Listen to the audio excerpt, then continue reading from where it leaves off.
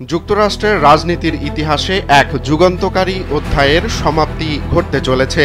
দীর্ঘ ৪ দশকেরও বেশি সময় ধরে মার্কিন কংগ্রেসে নেতৃত্ব দিয়ে আসা ক্যালিফোর্নিয়ার ডেমোক্র্যাট নেত্রী ন্যান্সি পেলোসি দিয়েছেন অবসরের ঘোষণা।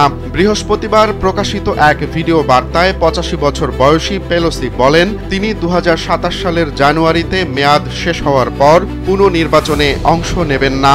বিবিসির এক প্রতিবেদনে এ তথ্য নিশ্চিত করা হয়। ন্যান্সি পেলোসি ১৯৮৭ সালে প্রথমবার কংগ্রেসে নির্বাচিত হন।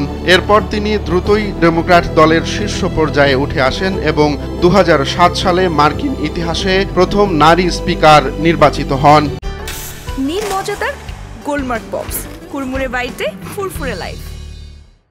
তিনি ২০১১ সাল পর্যন্ত সেই দায়িত্বে ছিলেন। এরপর ২০১৯ সালে আবারও স্পিকার পদে ফিরে আসেন এবং ২০২৩ সাল পর্যন্ত দায়িত্ব পালন করেন। পেলোসি তার কর্মজীবনে একাধিক মার্কিন প্রেসিডেন্টের নীতি নির্ধারণে গুরুত্বপূর্ণ ভূমিকা পালন করেছেন। তিনি বারাক ওবামার স্বাস্থ্যসেবা সংস্কার আইন পাশ করাতে মুখ্য ভূমিকা রাখেন। এছাড়া জো বাইডেনের সময় ইনফ্রাস্ট্রাকচার, জলবায়ু পরিবর্তন ও সমলিঙ্গ বিবাহ সুরক্ষা আইন পাশে গুরুত্বপূর্ণ নেতৃত্ব দেন। পেলোসির অবসরের ঘোষণার পর ট্রাম্প সাংবাদিকদের বলেন, আমি খুশি যে সে অবসর নিচ্ছে।